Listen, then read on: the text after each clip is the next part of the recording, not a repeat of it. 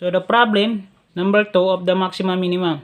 So, ganun pa rin. Ano yung unang ginagawa natin? Nag-detect tayo ng first derivative para sa critical point. So, first derivative, y prime, the derivative of x cubed is 3x squared. Then, 18x plus 15. So, diyan. So, ayun daw, sa critical point, kailangan yung y prime daw is equal to 0. So, equal to 0 yan. So, 3x squared minus 18x plus 15. So, pwede yan, perfect na, i-divide natin by 2. Kasi perfect siya, pwede siya i-divide.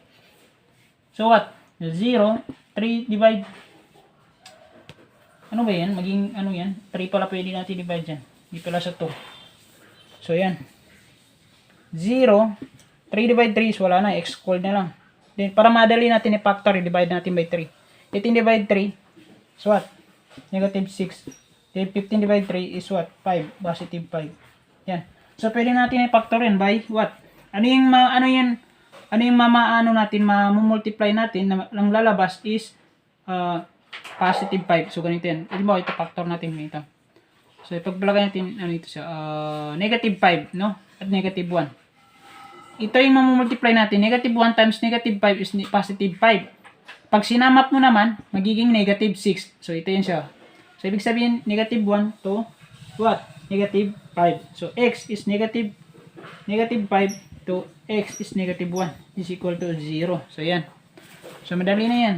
Na-factor na natin. So, ang gawin natin, ang magiging x sub 1 natin is what? Yung positive 5.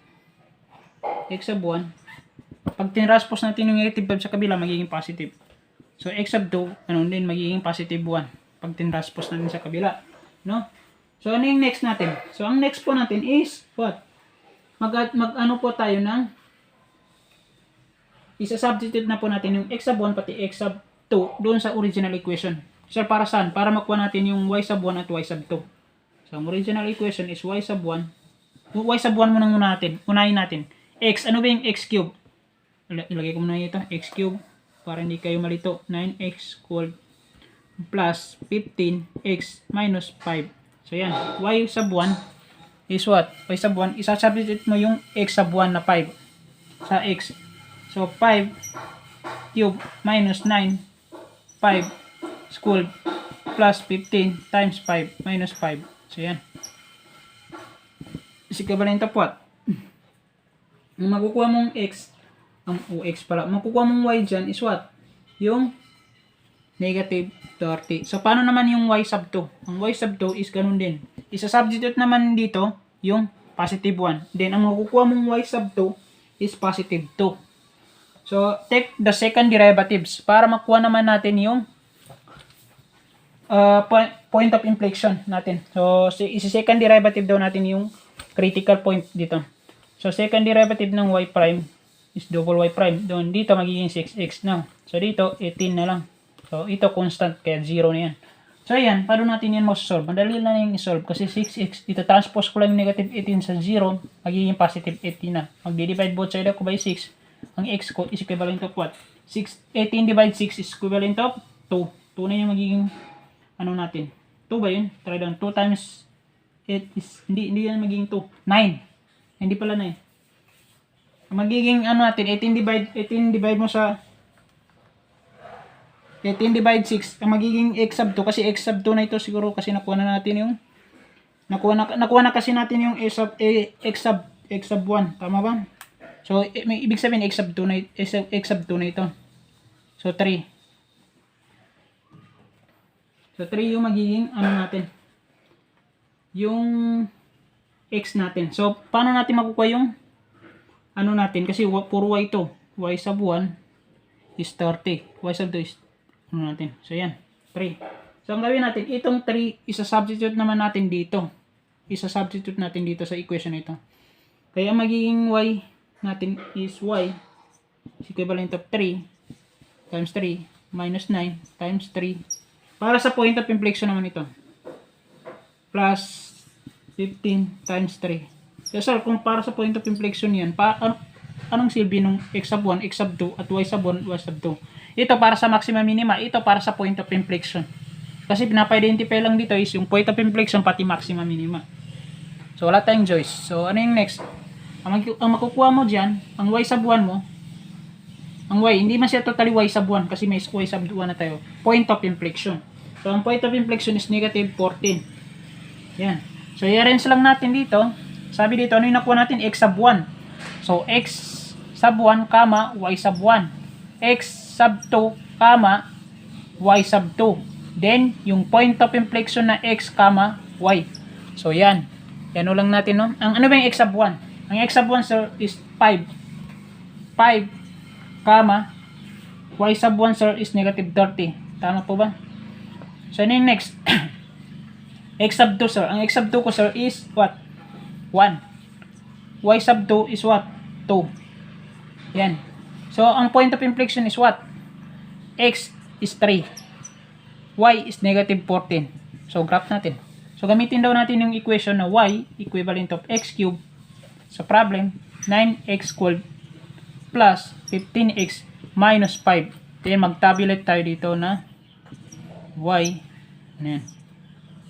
Para sa, ano natin? So, para sa anin? Para sa graph.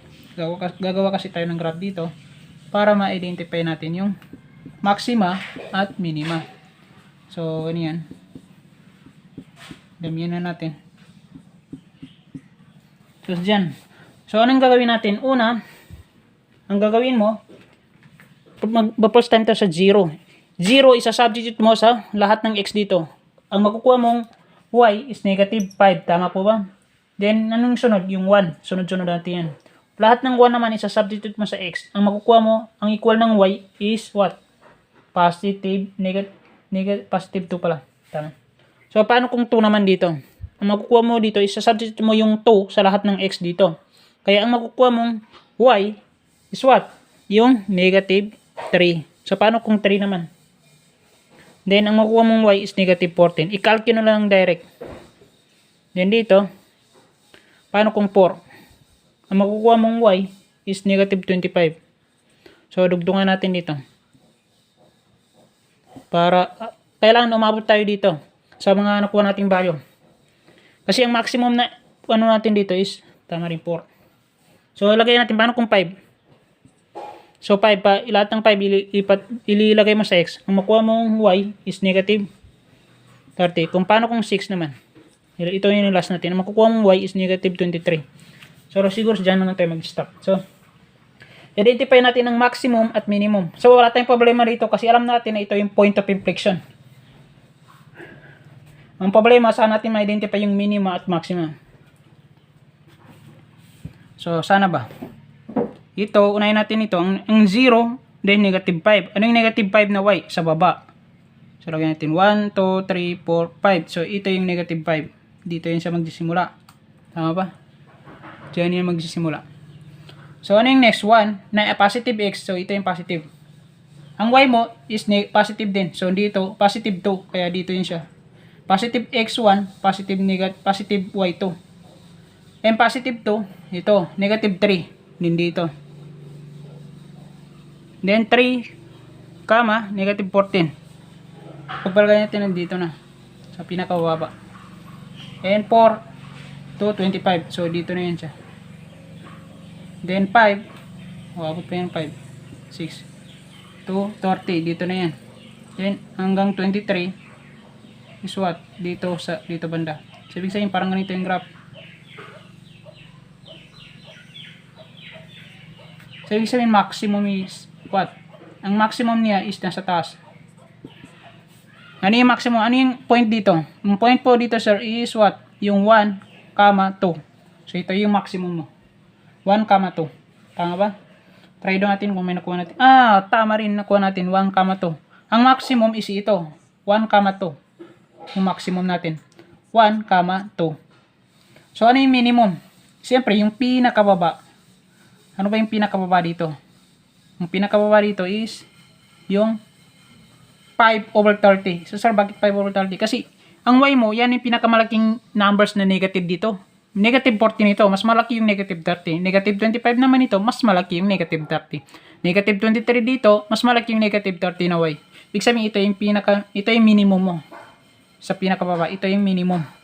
Minimum mo is ito. Ano ba yung numbers dito? Sir, 5, 5, 5 over negative 30. So, ibig sabihin, ito yung minimum. 5, negative 30. So, ang point of inflection is ito. Kasi yan lang natira lang na ano pang gawin mo dyan. Yan yung point of inflection. Ito yung point of inflection. Dito, sa 3, negative 14. Tama rin naman. Tama. Ito yung point of inflection.